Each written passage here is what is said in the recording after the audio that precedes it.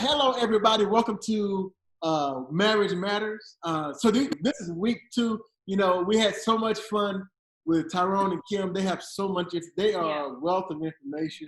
And we say, you know what, we got to do a second week. Valuable information. So this is part 2. So if you're watching this, you need to go back and watch part 1 and then come back and watch part 2 because we made reference and stuff. Yeah. So we kind of, in the break, you know, we kind of got into, you know, some of the things about, you know, just really wanting to help people. And I kind of talked about as a man, having the safe place to really be able to talk about what's really going on. And I'll say this too, when it comes to, we talked about intimacy last week, you know, and when it comes to intimacy, a lot of times for us men, you know, when it comes to intimacy, a lot of times we go straight to sex. And it's like, you know, that's how we a lot of times connect. You know, it's like it's the sexual thing first, and then it's the emotional. I think for a lot. Well, I also speak for me, but I found out for Tanya, for her, when she thinks about intimacy, she really wants to know my deepest, darkest. And I sometimes I'll tell her, I say, I don't know if you really want to know what I'm thinking right now. I don't know if you can really handle it, you know, but that's what intimacy is for her. And for a long time, vulnerability. And I will say this, a lot of times, some of the best sexual experiences that we've had together came after a very vulnerable, hard conversation. You know, when I really opened up and said, you know, this is who I am, this is what I'm dealing with, this is what I'm thinking about.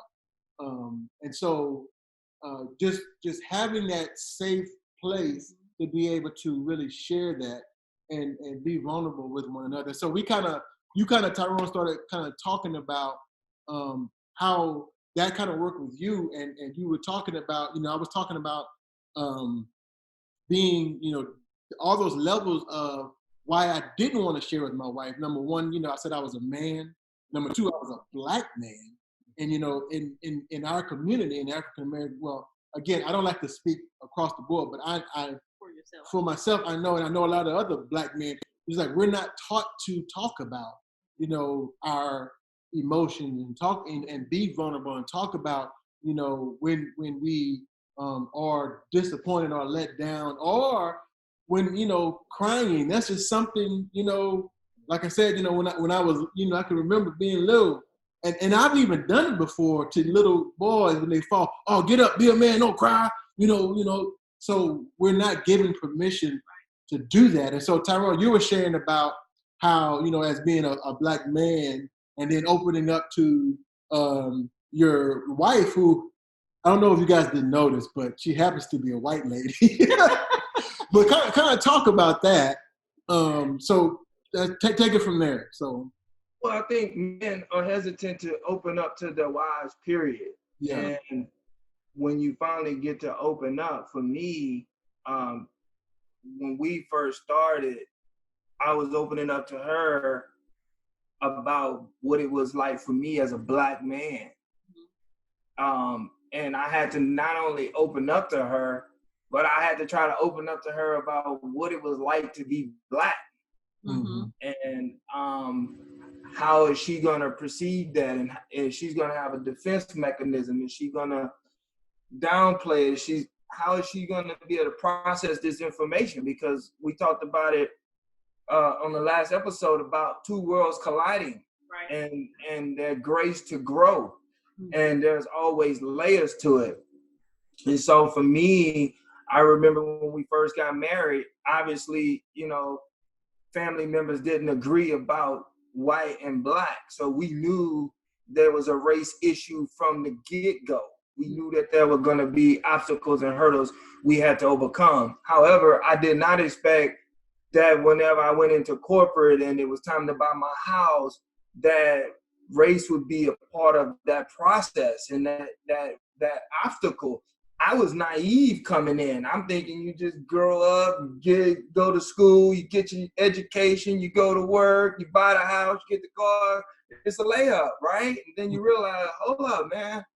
And I'm trying to buy my dream home with her, and we married, and her credit score is eligible to get the house, and mine isn't. And I'm like, well, how we be married? We got the same credit, and you qualify for the house. You make less money than me. I make more money than you. We both got the same credit, and I don't qualify for the house. So that was an obstacle. And once I finally jumped through all the hoops, obviously I was able to buy the house. Right. But it was only through jumping through a few more hoops. Right. So that was a hard thing to convey to my wife, that, man, I'm being played. Like, I should not have to, if you qualify, I should have qualified. We married. So that was a hard conversation I had to have with my wife, that as a Black man, something's not right. And she had to listen to me and be open to listen to me. So it could be tough as a man to go to his wife, period, and have hard conversations. It's another level when you're a Black man trying to talk to a white woman and say, hey, this system is not in my favor. And I'm trying to get you to see it from my perspective, and her be open to that. That was a challenge. Yeah. How did you, Kim, support Tyrone through that process? Were you just immediately like understanding? Did it take you some time? Yeah, initially I didn't understand. I didn't see it. I couldn't even fathom. I think because my heart has always been so pure, it was hard for me to even, I always want to see the positive, and so I would spin it like, yeah, that can't be why. Like, surely there's something else. I never wanted to believe that, and it was so difficult for me. And we had to have hard conversations, and I had to look at myself in the mirror, and that was extremely difficult. To do, because you I don't know, I almost feel guilty, and you almost take on all the bad things that, you know, your race has done, or people, not all of everybody, obviously, but, you know, it was a lot for me. It was heavy for me. And I was stubborn. It was hard for me to say, you're right, it's true. It was hard because I felt like it was my fault. You know, it's something I carried personally. And, you know, and I remember vividly one time, you know, I think you said something earlier, I don't want to miss this, because you were saying you were naive to the process, or that you should have been able to get the house. You thought that, you would have thought that had you not done all the work we had already done. We'd done all the work. We had done things right. We had been saved. We had been living right. We had, you know, we raised our kids. We loved each other. You know, it had been years. Check. We have checked all that off. So that's why I felt like, wait, what? And so, like, for me, I was trying to spin it, but, you know, moving here and being in corporate, and, you know, Tyrone was so valuable. I know how great of a person he is and how much value he adds, and he kept getting laid off. And I remember initially he would tell me, I'm like, well, were you doing your work? You know, I couldn't imagine that there was any other like, why would they lay you off? I don't understand, because here I am. I walked into a job that I wasn't even looking for, and I've been there 15 years to this day, and they work with me. That's why I haven't left, because it's gone along with my vision for my family, that it's been flexible and it's been a benefit and added value to my family. And I've never had to deal with that. I've never had to be laid off and be walked out the building for not doing anything wrong. And I didn't get it until I knew one time he was let go from a job, and for performance. And he had just brought home an award for best performer the month before. And that's when I think it really hit me, like, this is terrible. And this is because of the color of his skin. And, you know, I wasn't like clueless, but I think sometimes I just didn't want to believe that people were that way. I don't think I was like, no, that's not true. Systems were that way. Yeah. And so it was hard to try to get her to see from my perspective that this is against me. And so I remember, you know, the lady fired me at the job after I had one top performer. The next month, I'm fired for not performing. I'm like, and so we were trying to buy the house at the time. Wow. So that set me back from even being able to buy the house, because now I got let go from my job.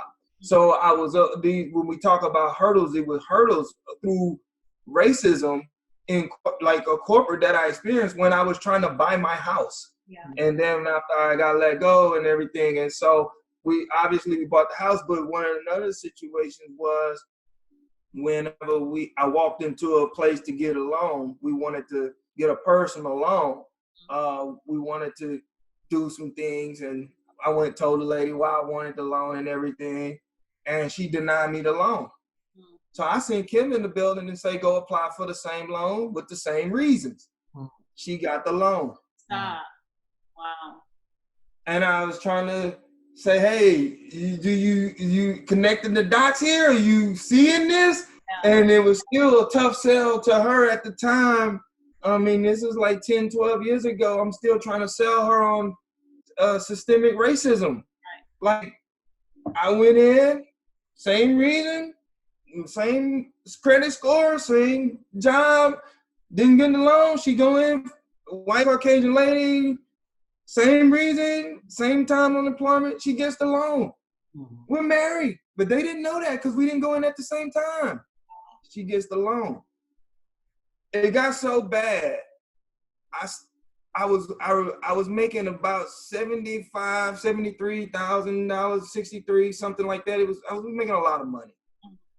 Back, this was what, 10 years ago? I go buy Audi A6, a 2004 Audi A6 in 2008. And I needed a co-signer. She had the co-sign for me. Now she's my wife. We got the same credit score. And she my co-signer. But it got to the point where I stopped even dealing with the dealer. I just sent her in there and say, that's the one I want, go buy it. Wow. Not everybody had that privilege though. No, you're right. You're right. But I got tired of going in there fighting with them. I just say, my last car I got, I paid it off. The car's been paid off for years now. My name was never on the title. I just go buy the car. You can carry it by yourself. Go buy the car. Wow. So those are some of the things that we've experienced as an interracial couple in systemic racism, where I had to try to get her to say, I'm not making this stuff up. Right. You can't make this stuff up. And then she's been in the car with me when I've been pulled over for no reason and harassed. And tell them about the incident. I bought a Cadillac Escalade. I wanted to put 24-inch rims on it. I wanted to make it nice. It was a dream of mine. Tell them about the incident. We were going back home to our high school reunion, and the police pulled us over. I got my 10-year reunion, and I think this is when I really it hit me like, okay, this is, I've never experienced this in my whole life, and I never thought that it happened. We were driving home, and it was late because we had both worked full days here in Fort Worth, and so we had a 6-hour drive back home, and so it was probably about 1 a.m. We were almost home. I think we were between Houston and Beaumont, and we weren't speeding at all. We weren't doing anything, and all of a sudden we passed, and the cop got behind us, and we were pulled over, and he, asked us questions, blah, blah. And then he asked Tyrone to get out of the vehicle. I don't think we still knew why we had been pulled over. He asked Tyrone to go to the back of the vehicle, and then he came to my side of the window, which I've never had that happen either. And he asked me, was he really my husband? And I was blown away, and I was like, yes. He was like, well, you look like you've been crying, so I wanted to make sure you were safe. And I was like, well, I am. He's my husband. It's 1 a.m. We worked full days. We've been driving. And he still didn't. It's like he kept asking me other questions because he did not believe that. He thought I had been taken. And I think that was the first time that it just broke me. Like I couldn't even believe that, and I hurt that I hadn't empathized enough with Tyrone in the past or understood. And I still had challenges I had to overcome. And I think Tyrone had to start being real candid with me and being very open. I think, like you said, sometimes you didn't share with your wife, and I think he tried to shield me, or he didn't think I would understand. So why even go through the trouble and it'd be a bigger ordeal? So in the last probably 6 years, 5 or 6 years, he's been very open with me, and we have those conversations. And I've learned now I can support by sometimes I just listen. Yeah. There's nothing I can say. I don't have that experience. The only experience I have is when I am with him or with my kids. But I will never know what it's like to be a Black woman or a Black man. And I will never try to say that I know what that's like. So now I can empathize with him and support him and just love him and listen. My biggest thing I do for him when he's talking to me about things that hurt him and matter to him is I just listen. And that's been the way I've supported and try to be open. And when he's trying to educate me, I have to be open and not get defensive. Because initially that was my response, was defensive, because I always felt like he was talking about me. Because I'm white, you're talking about me. And he would always say, hey, this is not about you. And I had to get past that. And sometimes he still has to remind me that, because sometimes it's hard to hear those things. But it is real. And, people don't, we've been asked by people, does that really happen? Yeah, it does. I tell, since we've been talking about this with all this going on in the world, in the United States right now, people have been coming and talking to me about, I've gotten texts from people, but I tell them they don't believe it. Just things as small as when I pay with a $20 bill or a $100 bill. When I'm alone, 9 times out of 10, they take my $20 or my $100 bill, give me my change, keep it moving. But I have noticed since I've opened my mind, and I am aware that there is injustice and there is people that through the word. But anyway, I get my profiling. I get my 20s or 100s, even when my kids are with me. They get that marker out and swipe my 20s. And that's just something I noticed. And I know people don't believe that, but it does happen. So I think you need to be clear. So when you're by yourself. When I'm by myself, 9 times out of 10, that doesn't happen. Right. And I never even think twice about it until me and Kyron are in the store and I pass over a $100 bill and they hold it up or they marker it. I'm like, wow. Because I'm never, it's just those small things that people don't think happen, and it does, and it matters, because you are, when you're doing that and you're insinuating that it's not real, right? Just because, well, that's a Black kid she's got there with her, and I hate, it hurts my heart to see things like that, but I do know it's real, and I know it's hurtful, and I think that any advice to anybody, whether Black or white, especially in the times we're in now. And that's what I've been telling people that's been coming to me, asking me, is to listen. Yeah. So listen, be supportive. And that's what's important to me is, and I came home today and I was so full, and I had been praying on the way home. And, I just wanted to embrace him and let him know that I see you. And I'm sorry that you are hurting. And I think that as a white woman, it's hard to do sometimes, because I didn't know. I didn't even know I was white privilege. It's not directly taught. Mm-hmm. And this is something I do want to say, because I didn't understand it, because those words have never been given to me or told to me. You're better than. That was never specifically said, but it was always insinuated. Yeah. So even being married to a Black man, I didn't even know, like you're talking about digging deep and finding what the root of some things is and what your the programming you have inside. Like even being married for 10 years to a Black man and having Black kids, I didn't even know I had some of that in me, that I was never rude to anybody, but I still had some of that white privilege thinking that had been programmed into me without saying, Kim, you're privileged. Right. You're better than somebody, but I knew that. I knew that that's how I was taught to be. You're better than. Our race is better than. And that's a hard pill to swallow as a 40-year-old woman, now. And it hurts, and it hurts that people don't want to acknowledge it, because it is real. And And people do live like that, that's their thought process or their mentality. Well, it hurts because it's real, because we're seeing dads murdered in the streets at the hands of people who are supposed to be protecting them. And like Pastor Glenn said in the last episode about now when you're speeding and you see the police, you don't even think, oh, I'm gonna get a ticket and I'm going home. Right. You think, oh my God, am I gonna make it home? Right. Mm-hmm. The programming has changed. Mm-hmm. Yeah, it's changing the programming. So even just the pictures alone is part of the scars and the imagery. It's trauma. It's traumatizing. Mm-hmm. And so I have to convey that same trauma to my wife of this is what I'm feeling. Like the man who sends his kid to the store, the black man who sends his black teen, I got a son that's 19 and a son that's 17.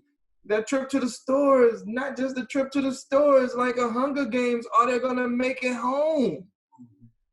Yeah. So I had to convey that to her early on, and now it's just so in your face, we can't even run from it. And seeing, I could see things and I could see injustices, but it was the smaller things, like in the system I couldn't see. Like I could, and then, I had never been treated anyway by cops or felt like I was a threat to anybody or targeted until that one time. And I was like, wow, and then I just think that, I don't know. It's just, I'm sorry, you're gonna pick that up because I'm lost. Well, it was a dream vehicle with the Cadillac, and that's why I got all my tickets, because it was a white car with tinted windows on 24-inch rims. And recently I got pulled over by a black female cop. Right before COVID hit, I was still going into the office. So I got stopped by a black female cop at nighttime, right around the corner from my job. And I asked her, I said, well, why did you pull me over? She said, no reason, just your car. And my inspection sticker had expired, but she didn't know that. She just pulled it over. And she was like, well, you need to get your inspection sticker expired because you're a target. She said, you need to get your inspection sticker updated, renewed because you are a target. Wow. Just from what you drive can be a target.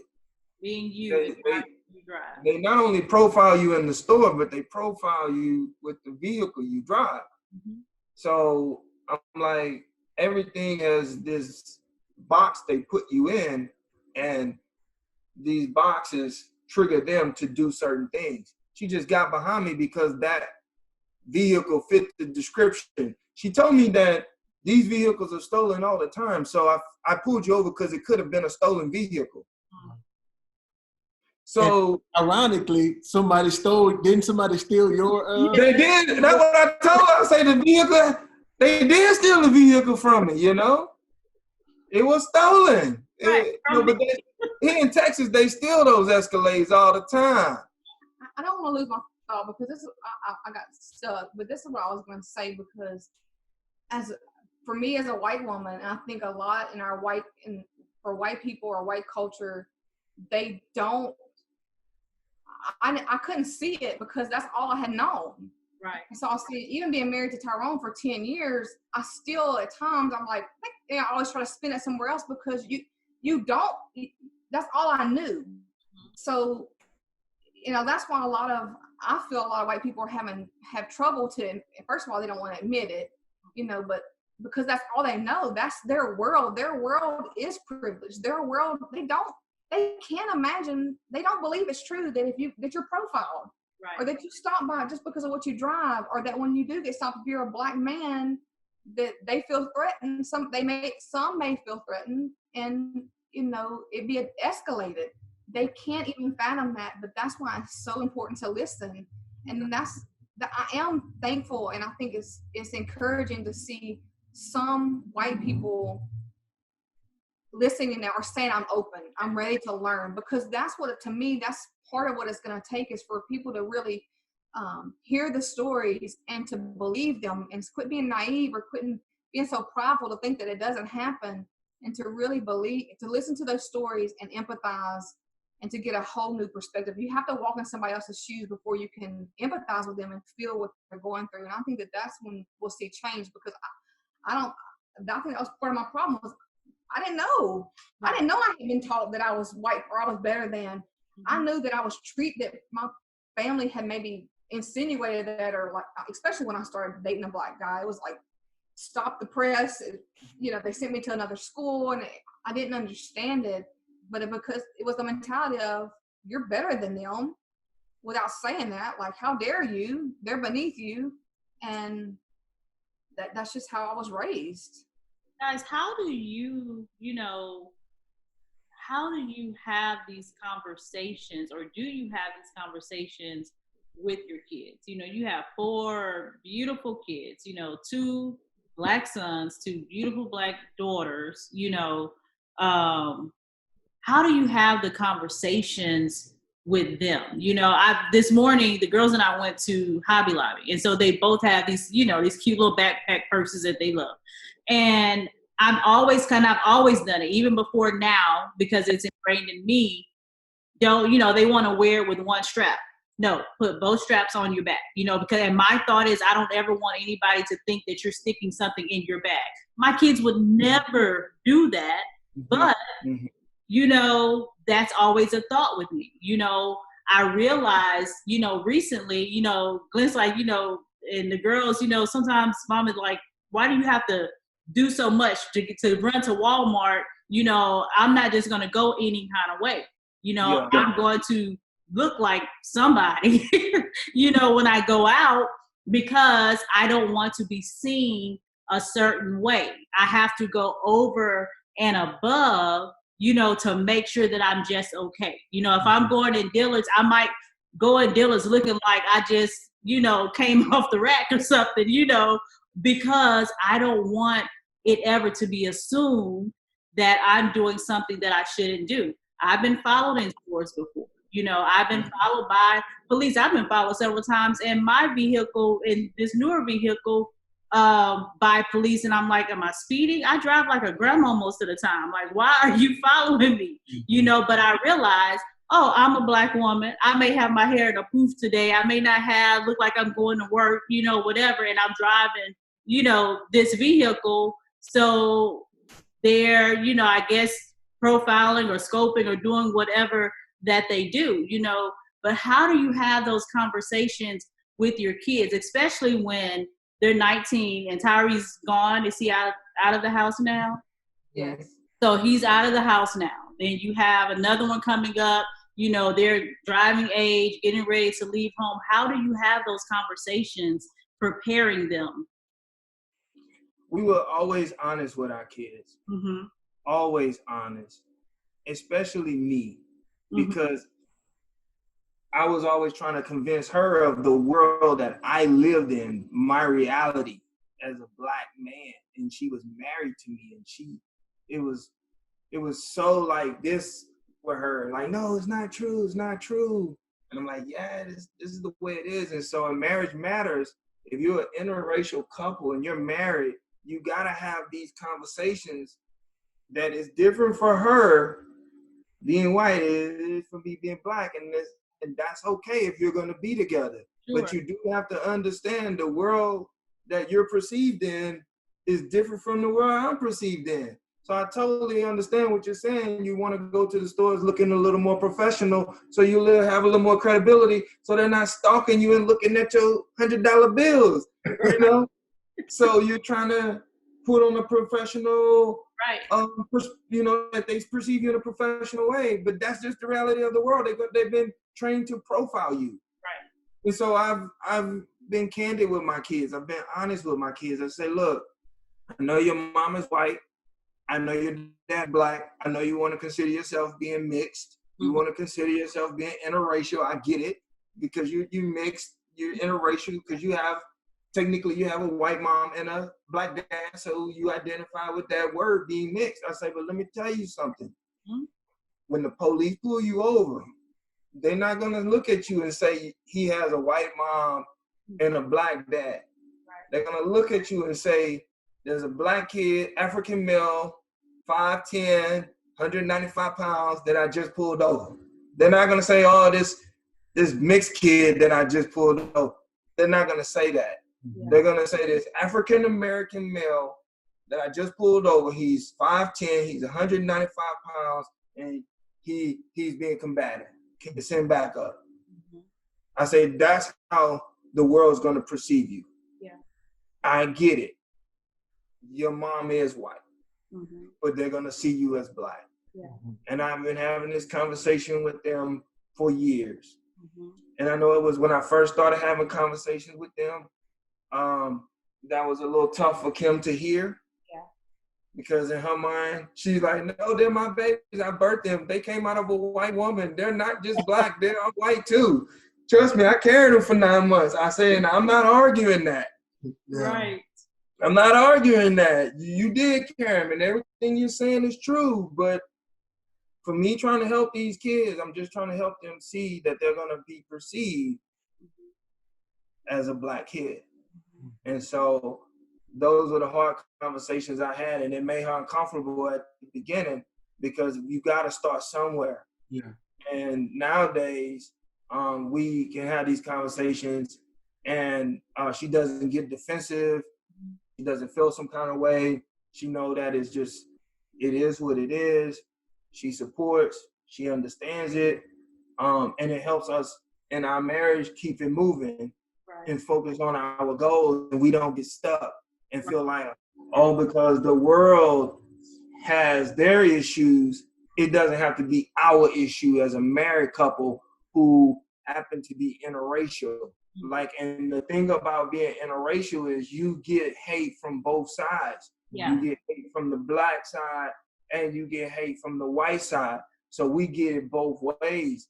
And so we try to be better and an example to help people grow. Yeah. Because we do have two different perspectives. I have a perspective from the black community, but because I am married to a white woman, I do understand the perspective from the white community. Mm-hmm. And that sometimes they don't know. Mm-hmm. They don't know that they have been privileged. And we just all need to take a step back and try to be open-minded and try to learn and grow, because not everyone is a part of the problem. Yeah. Some people just were born into it, and they don't see it. And like she did for so many years, she tried to defend it. And this was my wife. Yeah. And I was hurt that she was trying to defend something that I experienced personally with her, and she still tried to defend it. So I can only imagine what someone who is only married to, like, two black people or two white people, or it's hard to try to convince somebody because that's their only perspective. Unless your circle is very diverse and very transparent, it's hard to see it from someone else's perspective. Trust me, I know, because I was married to my wife and it was happening to me, and it was hard for her to see it from my perspective, but we had those hard conversations and we overcame, and we still love each other. I don't throw the baby out with the bathwater. I know everybody that is white is not like that. People are open-minded, they're willing to grow. But because this is Marriage Matters, we had to talk about race relations and race issues because it mattered to our marriage and the health of our marriage and the growth of our marriage and us being parents and the growth of our kids. We had to have these conversations as a couple, married couple, and as a family. We had to have these conversations. And the other thing I want to say is that he educated us, and the kids, we educate the kids. We don't just share and tell them things. And that's something he had to do for me. Like, he would send me videos just to educate me. So I had a different perspective other than just his. And wanted to say, because I didn't want it to be true for something bad happening to my husband, I, defended it or swept it under the rug. I know that's just just happened to happen that way. And so he began to educate me, and and he does the kids, and I think that's important too for your kids to understand, because for our kids, we work so hard to give them a great life, and we work so hard to let them have things that maybe Tyrone didn't experience or I didn't have, and just to give them a great life. They're spoiled. They're privileged in of themselves. It might not be white privilege, but they're privileged because we've worked so hard for them not to have to really want for anything, that they don't have no other perspective besides the little world they live in, where everything's you have to great. give them perspective. So we had to educate them and let them see that don't be fooled, or don't get it twisted, that everything is not what you see right here at Mesa Verde or at your high school. Even though they experience some things, but not to the extent they can never fathom the things that. And when Tyrone talks, that's their daddy, like, yeah, whatever, that ain't really happened. So sometimes kids can be that way, but he educated us. I think that's key as well as education and then learning. Speaking the truth in love. Very much so. Because a lot of times what I see is people are angry, they're hurt, and they're trying to get people to understand their perspective. And you're not getting anywhere because you're being so aggressive that it's off-putting. And it's easy for someone else with a different perspective to shut down and dig their heels in and say, I don't want to buy that. Right. But with her, I loved her, and I understood it wasn't her fault. She was programmed that way. And when I would bring it to her revelation and to her awareness, it's almost like an alcoholic. The first response is, I'm not an alcoholic. Yeah. Denial. That's not the way it is. That's a fluke. I think I took it more personal. Like, I'm not that way. And so that's what shut me down. I wasn't so dumb to the fact that it didn't exist. And I wasn't so anti that being the truth. It was more so I took it so personal, and I got myself in the way. And something I work on daily, or, in other things too, is getting in the way when it's not on me. Yeah. And yeah. So that's what I took it all. When he was saying, I felt like it was my fault, or because it was from a white person that, it made me feel bad. Yeah. And and that's how we got past it. He had to keep encouraging me, Kim, get out the way. I know that's not your heart. Right. But this is the reality, and this is what happened. And until I was able to acknowledge that, we didn't, I finally was able to support him and love him through that, instead of being like, no, it don't happen. I never was dumb to it or was insensitive, I wouldn't say. But I don't know. Carrying a weight that wasn't yours to carry. You were taking responsibility for other people's stuff. Yeah. Right. I think what you guys are saying, and even though I know this is Marriage Matters and we're talking about marriage, but I think that you guys, it's the model for the bigger picture. And I agree, Kim, what you had said, and I think we had said this when we took a break, that if people, and I just said, do it this way. So as a parent, there were some things that were programmed into me from watching my parents. Like, I would say that I was raised, you don't have an opinion. You do what I say, and and so it was just one time, I think it was Bailey. Probably. But I remember I was telling her some things, and I was I was going in on her, and then she was crying, and she looked at me and she said, "Why don't you ever listen to me?" And when she said it, it was like what she was really saying is, I really don't know if you love me because you never hear me. Mm-hmm. And that did something to me. And I kind of see that in the same situation, is that, this is not, this didn't happen in a vacuum. Mm-hmm. And it was like all those, to me, it's all the micro, like you were talking about, like the checking the $100 bill, or, you know, it's all of those little things keep getting, they're adding up and they're adding up and they're adding up. And we're saying there's a problem. There's a problem. There's a problem. There's a problem. And it's like America, it's like, nah, that's not, you know, I mean, look at me. I'm doing good, you know, and this is America. So it's like just what you're saying, Kim, having, first of all, the first step, you know, in repentance is to first admit that there is wrong. And I think that one of the reasons why we can't, as a country, get over this hump is because we're not willing to say, you know what, there have been some injustices, you know, and like you were saying, Tyrone Kim, is that I'm not saying that you're the one, I'm not saying that you're at fault, but I'm saying that you have to admit that there's some disparity, there's some differences.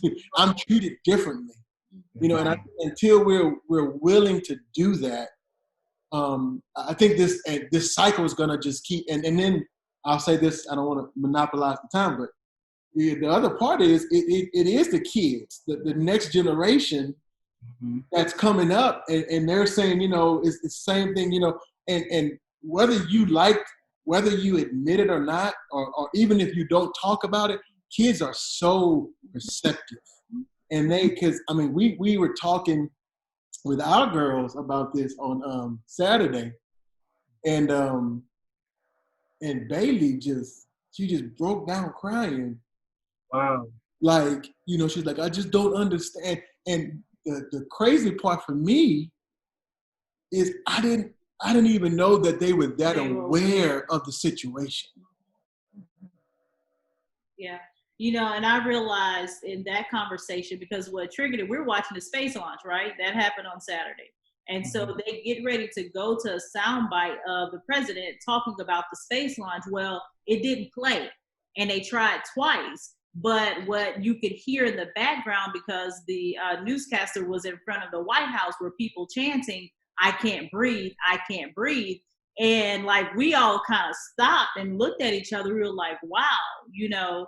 And so that triggered the conversation. And so I asked them, I said, what do y'all think about that? Now, we hadn't had conversation with them about, you know, recent events and things that were going on just yet. You know, I honestly did not know that they were aware at all. And so they began to share their perspective. And when she's our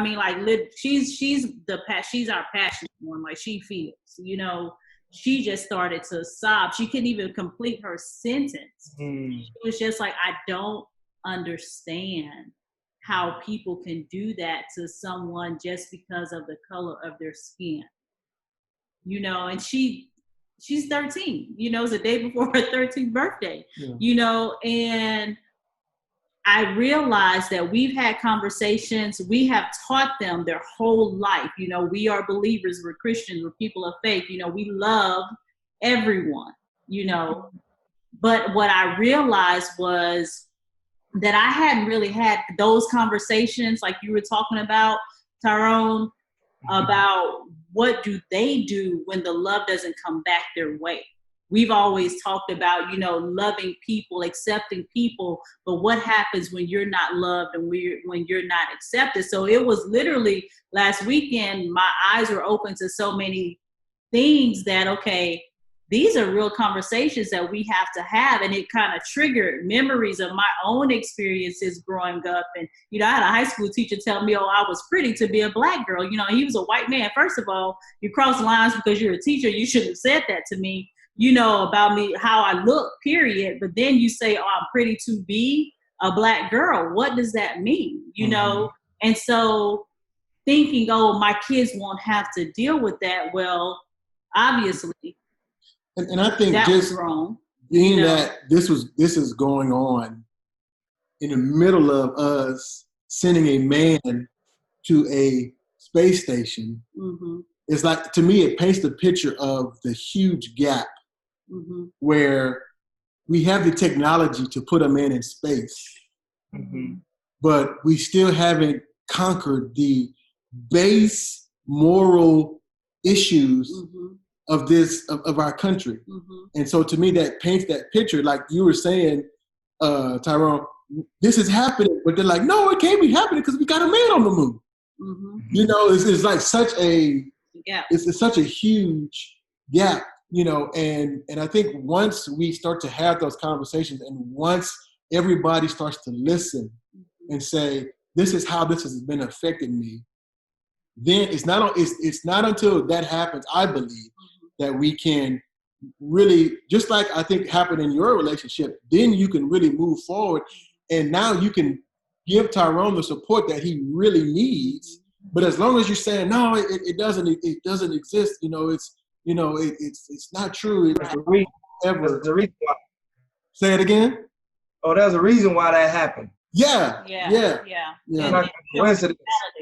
Yeah. Yeah. So I guess, you know, from here, you know, I guess maybe if you guys can talk a little bit about, you know, from just your perspective, you know, and looking at what you guys had to do to bridge that gap and to move forward. I mean, what can, you know, we do? Kim, maybe you could talk to it from a white person's perspective, what needs to happen. And then Tyrone kind of talk about, you know, from here forward, what needs to happen to ultimately see healing in our nation. I think for one, like I said, you have to be open. You have to, and I think you have to be open to the truth, and you have to be willing to accept that that is the truth, and that is the reality that we live in. And you can't be in denial. And especially if your heart is pure, it doesn't mean that you. So most people's response is, well, I'm not that way. Mm-hmm. Yeah, you may not be, but if you don't acknowledge it and you can't relate or even empathize or support, then, you know, it doesn't help. It's still a part of the problem. And so that's my first advice, is to be open, to be honest. I think the biggest thing for me was to be honest with myself. Like, is there anything in there? Is there, you know, this is true, and this is his truth, and this is his reality, and it's mine. Mm-hmm. You know, it's not separated. It's not separated. You don't want it to be your truth. Mm-hmm. It's still, the truth is the truth. Wow. Whether you're white or black, that is the truth. You have to own it as your truth. And I think until white people do that, or the white race does that, that's the first step, is acknowledging that there is a problem, and then be open to listen, and then begin building those bridges. You know, something that was on my heart was, you know, if you're really not that way, well, what does your circle of friends look like? You know, or if you don't want to be that way anymore, you know, and you begin those steps, you get to know somebody that doesn't look like you. Absolutely. You know, do you have black friends? Do you have brown friends? Do you, you know, are you open to love people regardless of what their stance is or political, you know, affiliation is? Like, a lot of people don't realize that they're stuck. Yeah. And, you know, our churches should look different. Our you know, the people we do business with should look different. It's real change would look different like that. Like, your circle, like if you have people over to your house, or you go back and look at your photos that you post on Facebook, you never see diversity in there, then to me that's a part of the problem. And until we see that, I don't think that we will experience change. And I want to add this, because you were talking about the girls, and you said that you always taught them to love regardless, and to show love. And, you know, you never dealt with, well, what do you do if you don't receive that? And I said a while ago that our kids are kind of in a bubble, because we've worked so hard to give them this, you know, this great life, so they don't have to want for anything. But unfortunately, you know, we've had these conversations earlier on, probably because my kids did not receive that. Yeah. You know, and I would be doing an injustice to this whole conversation to not mention the fact that, you know, it's 20 years later. We've been married for 20 years. We've been married successfully for 20 years, happily married for 20 years, serving God, loving people, adding value to anybody we encounter. And that's our heart to do. And yet there's still a division amongst my family. We're still not, like, my kids, they didn't receive that love from people that they should have. You know, your girls have grandmas and grandpas and aunts and uncles, and, you know, our kids didn't get that. Yeah. And, you know, Tyrone's family has always welcomed us and loved us, but they're, like you were saying, the indifference sometimes we didn't have that relationship on that side either. But from my side, and not to hurt feelings or step on toes, but it is a truth. And I would be doing an injustice to this whole thing to say that, to not mention that, is that is our reality, and that is the truth. That was a hard thing to be accepted until this day, after 20 years of successful marriage and a great life that we worked hard for, serving Christ and serving God, that we still are. And my kids still don't have those relationships, and it has affected them. And not every interracial couple experiences that, and I'm thankful that a lot of people haven't experienced that, and I'm thankful for evolution and people evolving to love regardless. But that was our reality, and that's why we had to have those conversations early with our kids and be very candid with them, because their world was just me and Tyrone. For me, I always say you'll know the tree by the fruit that it bears. And if it was bearing fruit 400 or 500 years ago with people being hung from trees, to this day where you still seeing the brother get murdered in the street, it's still bearing that same fruit. And I have to try to process it, because when I married her, I had the Jordan mentality of like, I'm gonna show them, I'm gonna find any kind of motivation to win. And after 20 years of winning, it's like I've ran out of motivation to try to prove to her family to say, hey, look at us, we're winning, and they still don't accept us. And so some people, it will die in the wilderness. That's a truth. That is a biblical truth, that some people just are gonna die in the wilderness. They're gonna die stuck. That's a truth. Some people are never gonna make it into Canaan. That's the truth. And that's the truth that I have to maybe embrace, that they've never been a part of my kids' life. You know, and my family did come around. My family was from Woodville, Mississippi, and they were hell-bent against me marrying a white girl. And now they love Kim to pieces. And they accept Kim, and Kim is, they acknowledge Kim as queen. You know, Kim legit with them in New Orleans. They love her. But I don't get that back. She don't get that back. My kids don't get that back from her side of the family. And that's okay, because we're part of her family. But my point is that for me to process it, it was like, okay, some people are just not gonna enter in. Some people are never gonna have a repentant heart. And for me, I always find myself trying to wrap my mind around how can people be so arrogant and so resistant to something so beautiful? And that's what always hurt me the most. It was like, these are your grandkids. And when she began to have her kids, they came around. She said they came around. And they began to accept her and accept her husband and things like that. And I'm like, 20 years later, my wife not accepted, I'm not accepted, kids not accepted, and it's not from everybody, but it's not an all-in thing. And I think for interracial couples whose parents do accept them, I applaud it, because it's a beautiful thing. And I've always desired, I think anybody desires to be accepted. Absolutely. But I also realized too that some people did die in the wilderness. Not everybody made it in to Canaan.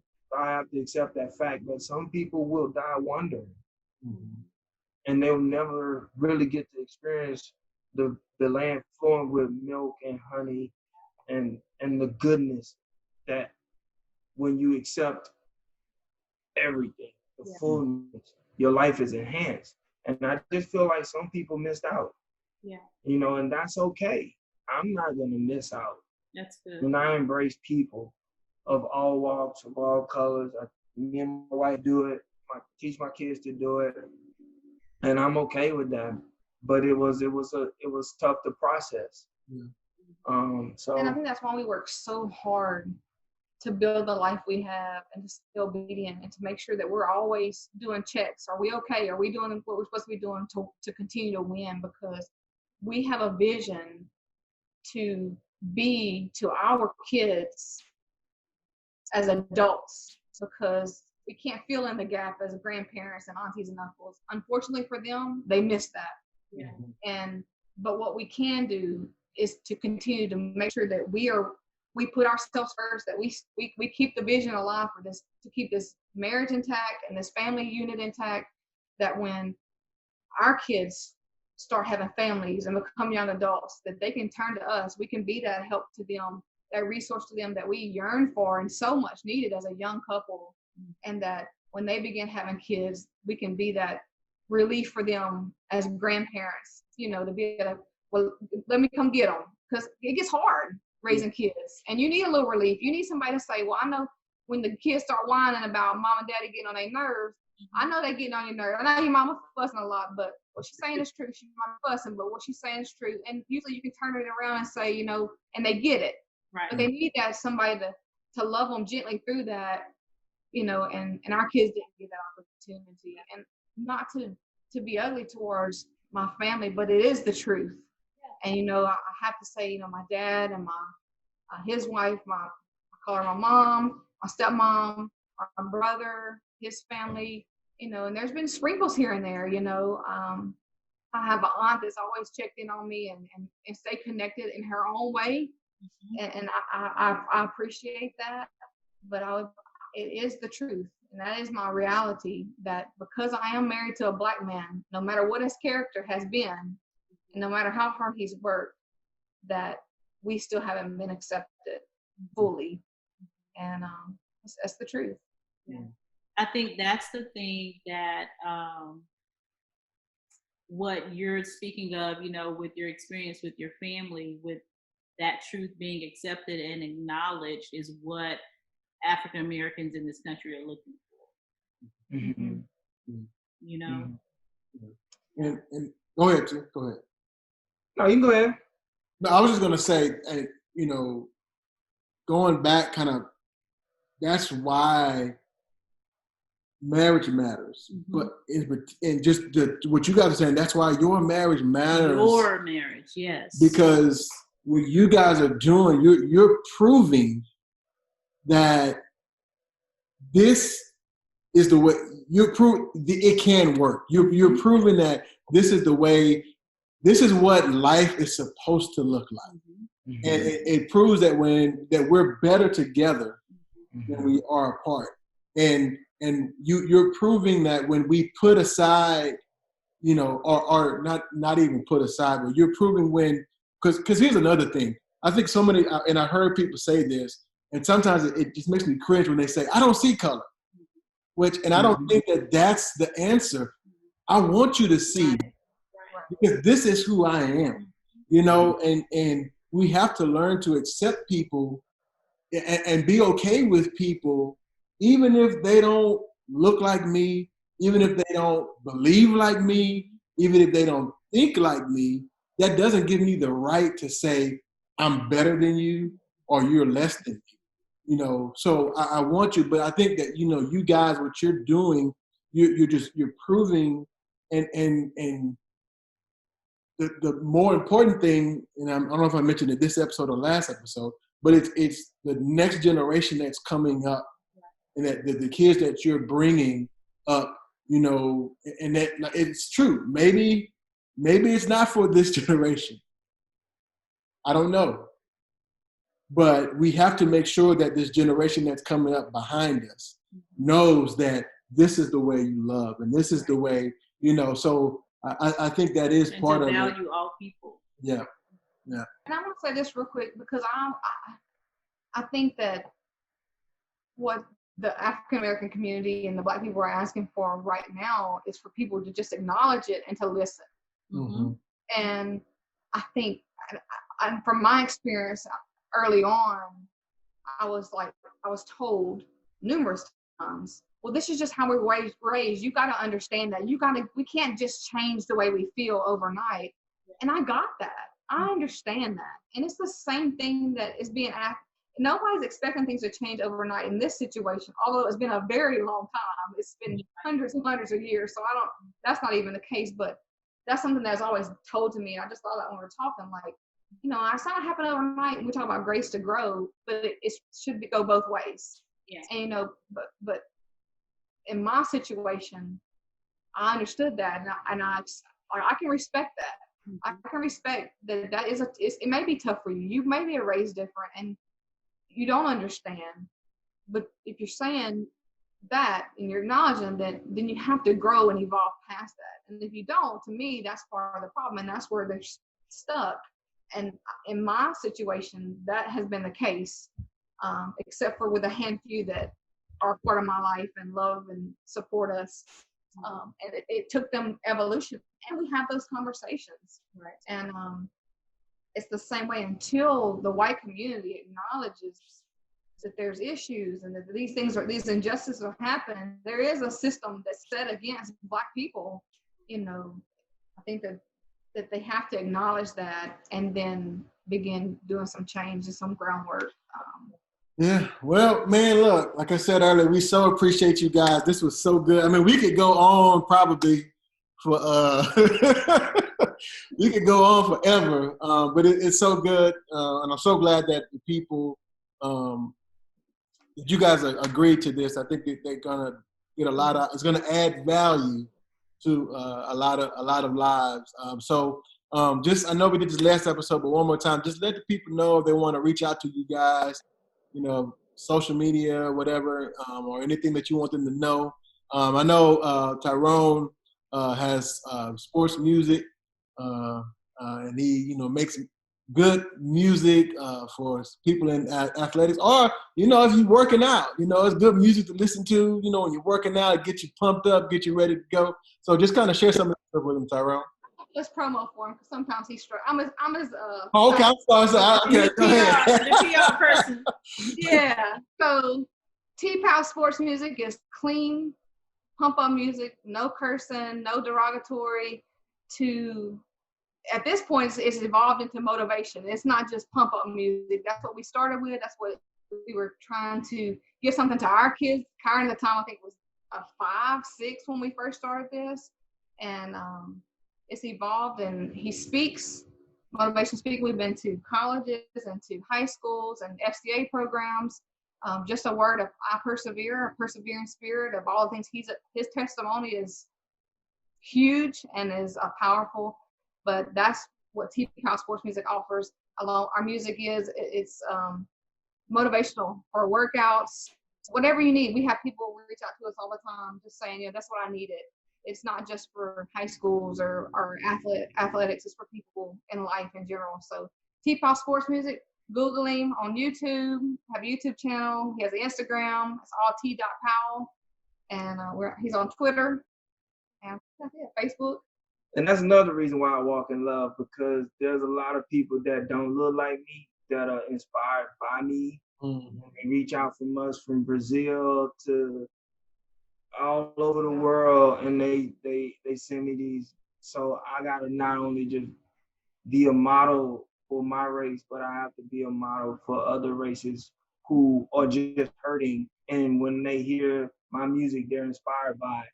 I didn't make the music for a certain demographic. It just resonated with people who were inspired and motivated by it. So that's why whenever I do interviews and when I speak, I'm very open to my platform and my influence, that I'm not just,